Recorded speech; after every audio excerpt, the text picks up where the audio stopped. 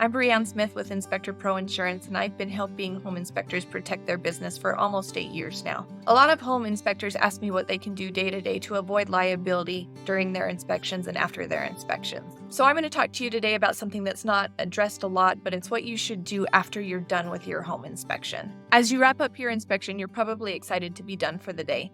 But if you don't take care of some things before you leave the home, then you could open yourself up to some unnecessary liability. So to help protect yourself and future property, here is a list of 10 things that you can do after you've finished up your inspection. First, do a general sweep. If you know you're the only person in the house, do a quick walkthrough to make sure nothing is out of place. While doing so, check to see if there's any signs of people entering the home while you have been inspecting. Also check to make sure you didn't leave anything behind, like a ladder or another piece of equipment that you've used to do your inspection. Be especially aware of any tripping hazards that you may have left behind as well. It would be terrible if the homeowner came home and tripped over some of your equipment that you had left behind. Even though you won't find anything most of the time, you'll be able to leave with more confidence knowing that you've double-checked everything and left the home as it was. Second, shut all of the windows. Depending on your standards of practice, you may have tested at least one or two, if not all of the windows in the home. Make sure that they are all locked and closed. You would hate to have any animals or anything else, water or anything come in because you left a window open. We have had home inspectors get in serious trouble for leaving windows unlocked and opened. We even had a home inspector forget to close a fireplace flue, and it allowed squirrels to come in, causing thousands and thousands of dollars in damage. Other inspectors have left windows open right before a rainstorm, and the water damage caused damage as well. So remember, if you opened it, close it and make sure it's locked and secure. Third, check for running water. Did you know that water damage is the #1 general liability claim that we get? You're going to be running a lot of water throughout the inspection, so just make sure to check every faucet to make sure it's not running when you leave. Also, check for leaks before you leave the home. When you are testing the water, it could be possible that you indirectly bumped something and it caused a leak.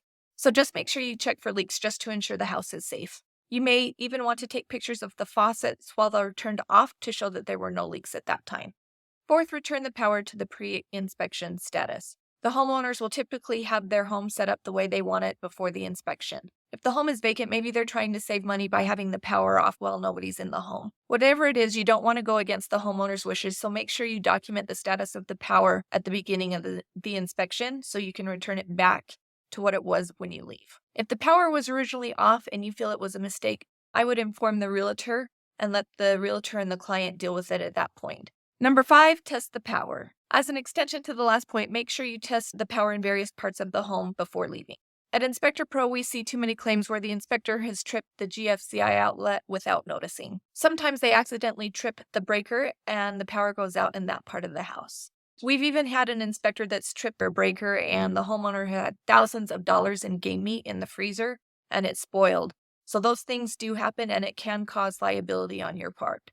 If you notice that the power is off in a certain area of the home and it won't turn on again, please make sure you contact the realtor immediately so they can work on the issue with the homeowner.